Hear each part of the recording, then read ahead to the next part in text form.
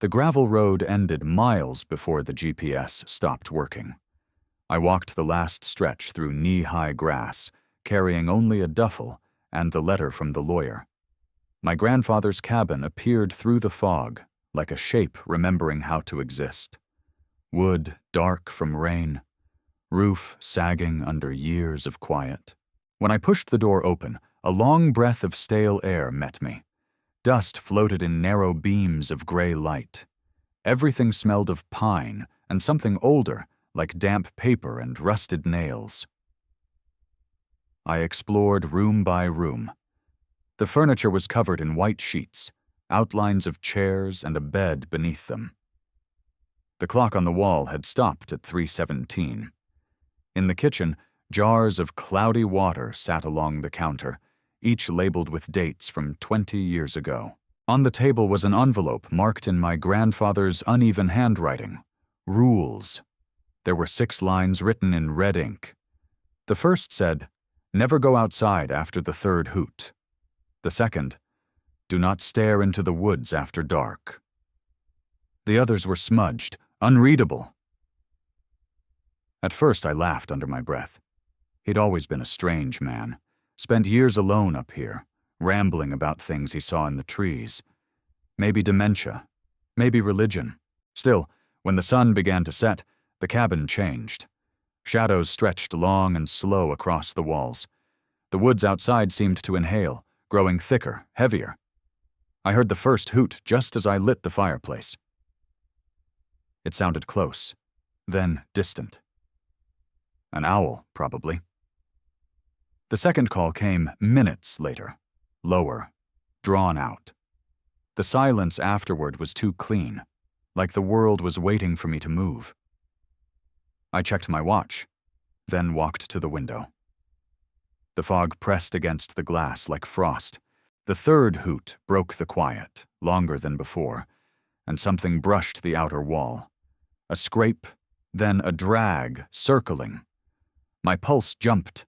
I turned off the lamp to see better through the window, but there was nothing. Only fog shifting between the trees. I told myself it was a branch, maybe a deer. Still, I locked the door and shoved a chair beneath the handle. The rest of the night passed in fragments of sleep. I dreamed of footsteps pacing around the cabin, slow and deliberate, and a whisper repeating my name from outside. Once, I thought I heard the door creak, but when I opened my eyes, the fire had burned out. The air smelled faintly of metal. When morning came, the fog thinned, leaving dew on the windows and a single muddy print on the porch, bare, long, and facing the door. I unfolded the paper with the rules again. The red ink looked darker now, almost wet.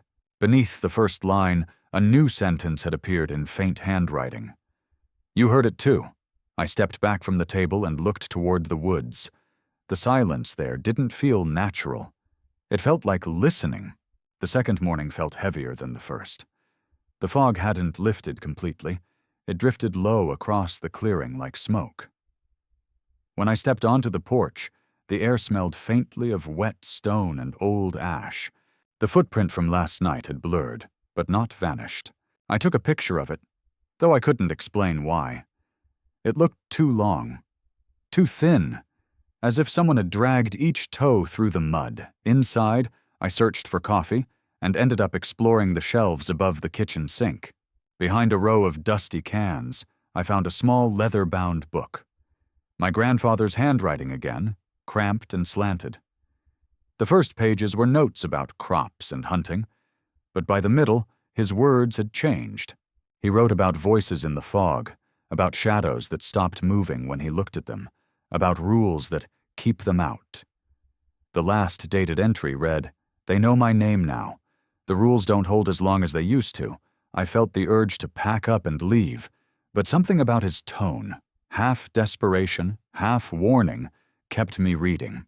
Near the back cover, a folded page fell out. It listed the same rules I'd seen on the table, but added one more. Never acknowledge what speaks from the tree line. My skin prickled. When I went outside to clear my head, I saw faint impressions circling the cabin. Footsteps again, spaced perfectly apart, looping the structure twice. No animal could have done that. I crouched to look closer and realized there were handprints mixed in. The fingers pressed deep, as if the ground had been soft only for them. The prints led toward the well at the edge of the property, and then stopped. Nothing disturbed the leaves beyond that point, as if the forest itself refused to remember the path. I backed away and almost tripped over the steps. The forest loomed around me, silent but not empty. It was the kind of silence that waited. My phone had no signal, but the camera worked. I lifted it, pointed towards the woods, and took a photo. For a second, the screen flashed white, then black. When it refocused, the image showed nothing, just fog. But there was a shape at the edge, faint and human-sized, facing the cabin. That night, I couldn't stop replaying it in my head. As dusk thickened, the trees lost their edges, and the light turned the color of bone. I kept reading the journal by the fire, trying to convince myself it was all in his mind. Then, sometime after midnight, I heard the first hoot again. This time it was followed by another sound, a whisper like a breath against the window pane. I froze. A second voice joined it, softer, almost gentle, saying my name. I turned away, remembering the added rule. Never acknowledge what speaks from the tree line. My heart pounded so hard I thought it might give me away. When morning came, there was a new page in the journal. Blank yesterday, but now filled with hurried handwriting. If you're reading this, don't look outside after dusk. They remember who lives here. By the third night, the fog had become a living thing. It no longer drifted through the woods but clung to the cabin itself, curling around the porch posts and pressing against the windows like it wanted in. The daylight hours gave me only a fragile peace. The forest seemed to hold its breath until sundown. Each time I stepped outside, the air carried a faint hum, too steady to be wind. I spent the morning combing through my grandfather's journal again, searching for some logical explanation. Hallucination, isolation, illness, but the entries grew increasingly erratic. He mentioned voices that mimic warmth, trees that remember footsteps, and a warning repeated several times. If they speak with your voice, stay silent. The words looked rushed, slanted downward as if he had written them in fear. By noon, the sky dimmed without warning. The fog had thickened early, swallowing the outline of the woods. I stood at the window, trying to make sense of the movement beyond the tree line. The branches were swaying, but there was no wind. They twisted toward the cabin like slow hands. I blinked hard, stepped back, and they stilled. I told myself I was tired. I needed noise, something normal, so I turned on the old radio beside the fireplace. Static filled the cabin. Then, through the static, a faint voice repeated one word. My name. I froze. The signal crackled, died, then returned, whispering again. Come outside. I unplugged it, but the whisper didn't stop. It continued softly, from somewhere behind the walls, moving from room to room. I checked every window, every corner, the cellar door still sealed with rope. The air was colder now, the smell of soil stronger. I could hear the creaking of the trees outside, synchronized, rhythmic, as if breathing with the fog. That night, the first hoot came earlier than usual. Then the second, overlapping it slightly. I stood perfectly still, counting the seconds. When the third hoot came, something tapped the glass behind me. Once, twice. A pause. Then a whisper. Let me in. The voice was calm. Familiar. It was mine. I couldn't breathe. I stared at the reflection in the window, and for a moment another face flickered beside mine. Paler, smiling faintly. The fog outside pulsed with movement, and the trees bent closer to the cabin. I grabbed the rule sheet from the table, The ink had changed again. Below the second rule, new words bled through. "You've already looked." I dropped the paper and ran to the bedroom, barricading the door with the dresser. The whispering grew louder, layered with laughter that didn't sound human anymore. It circled the house in uneven steps until dawn. When I finally opened the door, the fog had receded. The footprints on the porch were gone, but carved into the wood beneath the window were 5 words, burned deep. "We know your real name." The letters were still warm to the touch. By the 4th day, I stopped pretending this was isolation playing tricks on me. The fog didn't behave like weather. It came and went in rhythms, rolling in with the hoots, retreating with dawn. My phone stayed dead. No signal, no messages. The world outside the cabin might as well have ended. Around noon, I saw him. A figure standing at the edge of the woods, motionless, one arm raised like he was waving. He was wearing a flannel jacket and jeans. Nothing unusual, except that he hadn't been there a second before. I stepped onto the porch and called out. The man lifted his arm higher. "You're lost," I shouted. He nodded, slow and mechanical. His movements were too deliberate, like each gesture had been rehearsed. He said his car broke down a mile away and asked for help. But when he spoke, his voice echoed, each word twice, faintly delayed, like a recording played back over itself. "Please," he said, "help me. Please, help me." The repetition sent a shiver through me. I asked what road he came from. He blinked once, then again. No answer. Just another slow wave. I remembered the rule.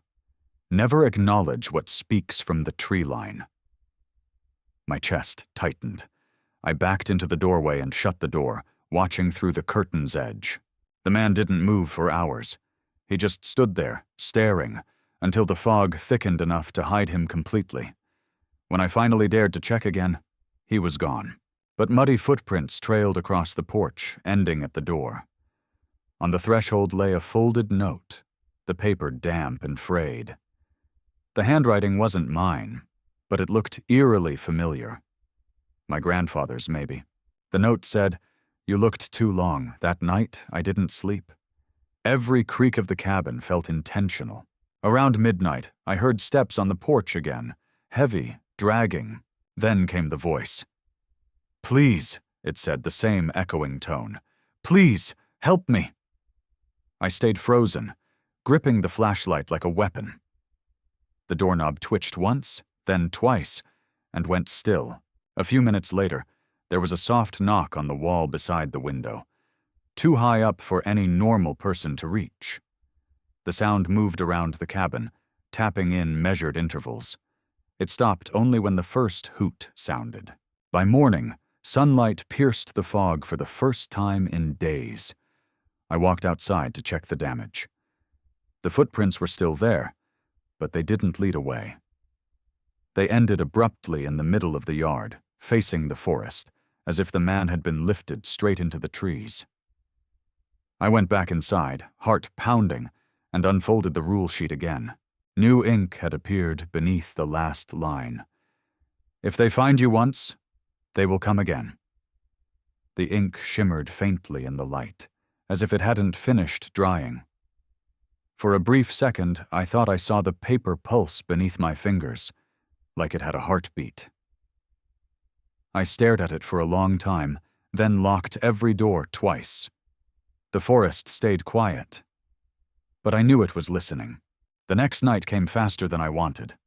The fog was already creeping through the trees by dusk, gray ribbons twisting between the trunks like veins. I didn't bother turning on the lights. The glow only made the cabin feel smaller, easier to see into. I sat by the fireplace instead, watching the dark press against the windows. When the first hoot came, I counted the seconds, 37 until the second. The sound was deeper than before, almost human. I held my breath and waited. The third hoot came later, drawn out and distorted, vibrating through the floorboards. Then, silence. Not the natural kind, but the kind that listens back. Something scraped across the porch. I stood, flashlight in hand, trying not to make a sound. The beam shook as I moved toward the window. There, half lost in the fog, was a shadow. Tall, thin, and wrong. It didn't walk. It slid. When the light hit it, the shape bent and folded like smoke before vanishing completely. I found myself whispering out loud, as if talking would anchor me. "It's not real." The words didn't help. The fog pulsed once, like it was breathing. Then came a knock from inside the wall. 3 slow taps, evenly spaced. I grabbed my grandfather's journal again, flipping through pages until a note caught my eye. It read, "If the hoots change tone, stay where you are. Do not answer. If they stop completely, it's already inside." I didn't understand what that meant until later. Around midnight, the fog outside thinned suddenly, and for the first time in hours, no sound came. No owls, no wind. I felt something shift in the air, a weight like a vacuum. My ears popped. Then the hoot came again, but it wasn't outside this time. It came from the attic. The sound rattled the beams, deeper than any owl, echoing through the cabin in uneven bursts. I climbed the stairs, heart pounding, flashlight trembling in my grip. The attic door was slightly open, light flickering through the gap. I reached for it, whispering my grandfather's name, and the hooting stopped mid-note. When I pushed the door open, there was nothing. Just dust, old boxes, and the smell of iron. I turned to leave, and the floor creaked behind me. In the corner stood a figure. My flashlight caught only its outline, tall and narrow, wearing something that looked like bark. It tilted its head slowly, and in my voice it said, "Third hoot's over." I stumbled backward and slammed the door. Something hit it from the other side, once, then again. The impact shook dust from the ceiling. I ran downstairs, blocking the hatch with a chair. The air inside the cabin vibrated like a heartbeat. Then, silence again. When dawn came, the attic door hung open. Nothing was inside except the journal, placed neatly on the floor. A new line had appeared on the last page. "You shouldn't have gone upstairs." I don't remember writing it. Morning light never reached far into the woods, and inside the cabin it barely existed at all. The windows had begun to fog from the inside now, and every breath left a white trace on the glass. I barely slept after what happened in the attic. My hands still trembled when I touched the journal. The last page, "You shouldn't have gone upstairs," looked darker today, as if freshly written. I spent the morning checking every door and window. All were locked, yet small piles of dirt had appeared in every corner of the living room. It looked as though something had tunneled up from below. When I brushed one away, I found a faint draft rising through the floorboards. Near the pantry, a loose plank groaned under my foot. I knelt down and pried it up with a knife. Beneath it was a wooden handle sealed with wax and rope. My heart kicked hard. I remembered another rule from the letter. If you find the cellar, leave before the candle dies. I hadn't seen any candle, but the line had burned itself into my mind. Still, I couldn't stop myself. I broke the seal. Cold air rushed up, smelling of salt and dust. The cellar stairs descended into total blackness. I lit my flashlight and went down. The steps creaked, soaked with moisture. The walls were lined with shelves of jars, ash, salt, dried flowers, bits of bone. Some were labeled with names I didn't recognize. One was mine. I froze. The jar looked new. The lid was clean, not covered in dust like the others. Inside, a folded slip of paper. I twisted it open with shaking fingers. The note said, "Don't blow out the candle." Only then did I notice a small candle still burning on a stone table in the corner. Its flame was impossibly steady despite the draft. As I approached, the air grew heavier, vibrating faintly like a hum under my skin. The walls seemed to move, expanding and contracting like lungs. I turned in a slow circle, and for a second, the shadows didn't follow my light. They lagged behind, almost independent. I backed toward the stairs, but a sound came from above. Footsteps, slow, heavy, one by one across the floorboards. Then silence. Then the trapdoor slammed shut. Darkness swallowed everything. The candle flickered, shrank, fought to stay alive. I shouted, but the sound didn't echo.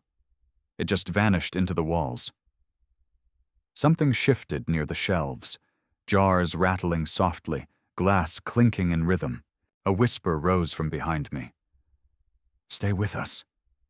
The candlelight bent toward the voice like a plant seeking sunlight. My throat locked. I grabbed the jar with my name and threw it against the wall. It shattered, spilling gray ash. The whisper turned into a shriek, and the candle's flame doubled, flaring bright red before going out. Total blackness. The hum stopped. Then, nothing. When I woke, I was lying on the cellar floor, the candle still cold and melted halfway down. The trapdoor stood open again. Morning light filtered through, gray and weak. I climbed out, shaking. The air upstairs was still. Only one thing had changed. The rule sheet on the table. A new line glowed faintly across the bottom, written in the same red ink as before. If you find the cellar, leave before the candle dies.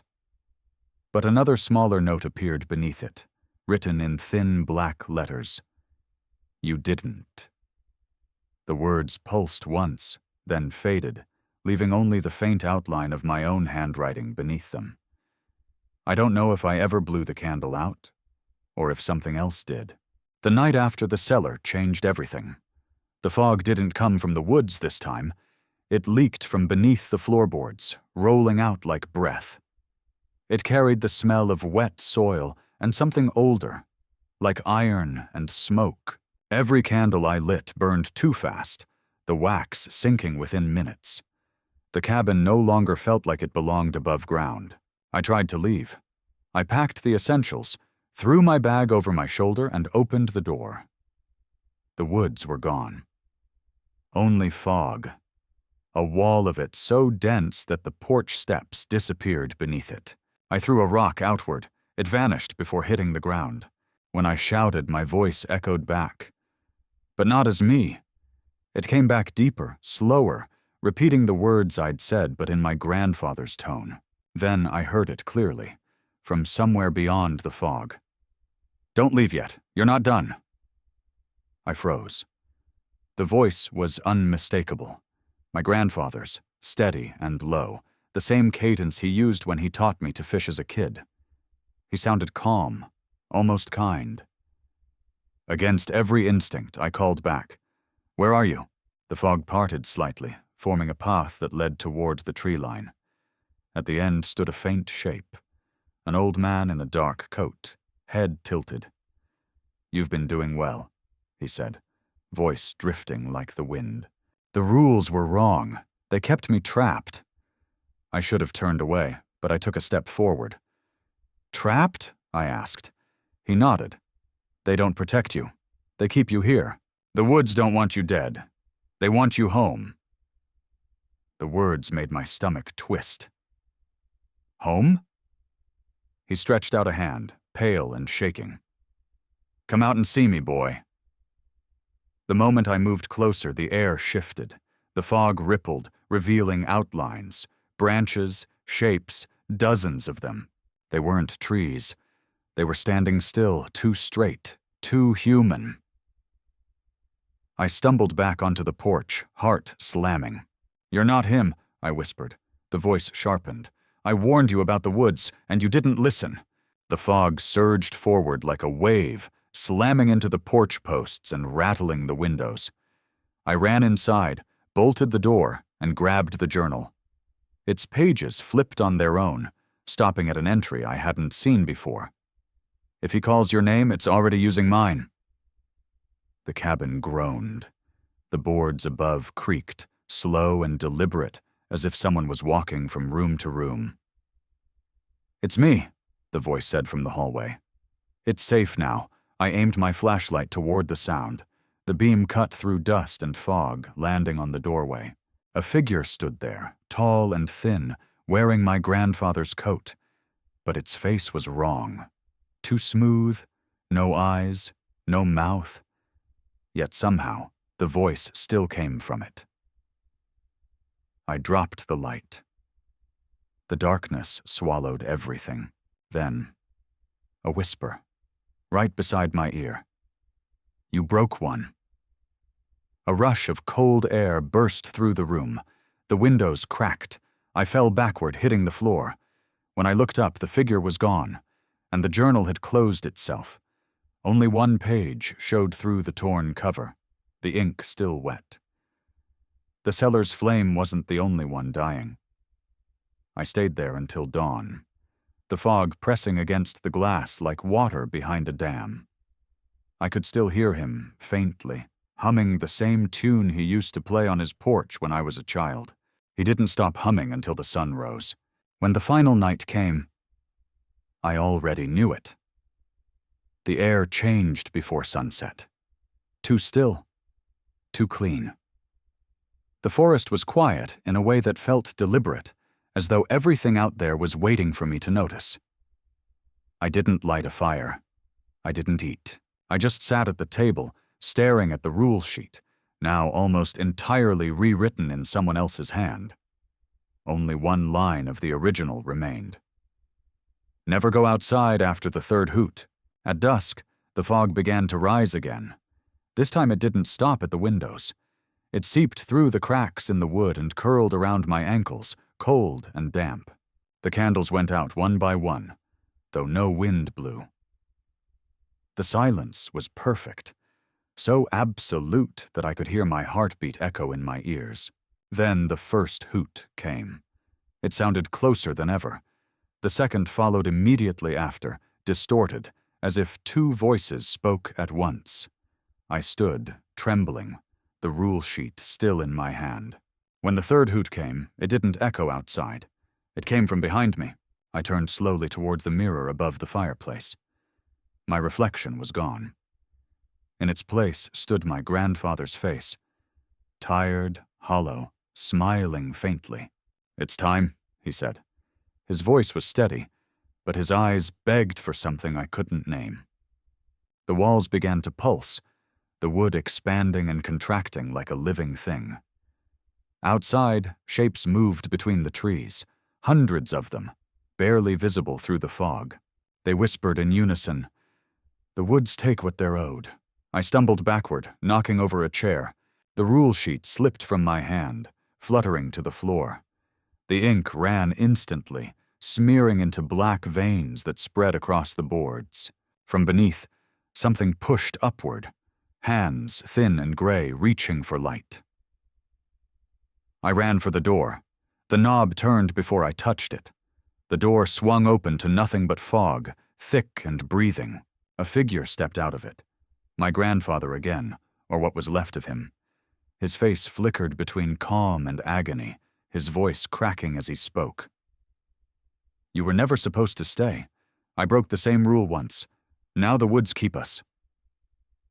I tried to move, but the ground felt soft, like mud. My feet sank an inch, then two. The fog tightened around my legs, pulling gently, insistently, like water with a current. He stepped closer, placing a cold hand on my shoulder. "If you fight," he said, "it hurts longer." The house groaned violently. Every jar in the cellar shattered at once. The sound of glass breaking rolled upward through the floor. The fog filled the cabin entirely, and with it came the smell of salt, soil, and blood. I screamed, but the sound came out wrong, distorted, echoing back at me in his voice. The last thing I saw was the mirror. My reflection had returned, but it wasn't me. It was smiling. Then the light went out. When I opened my eyes, it was morning. The fog was gone. The forest was quiet again. Sunlight poured through the window, warm and ordinary.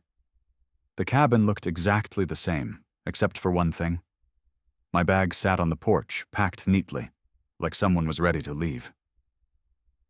I reached for the doorknob, but my hand passed through it. The metal felt cold, but unreal, like touching glass in a dream. Outside, something moved among the trees, a figure, small and human, approaching the cabin with a letter in hand. A new voice whispered behind me, soft and familiar. He inherited the cabin. The forest exhaled. And I understood.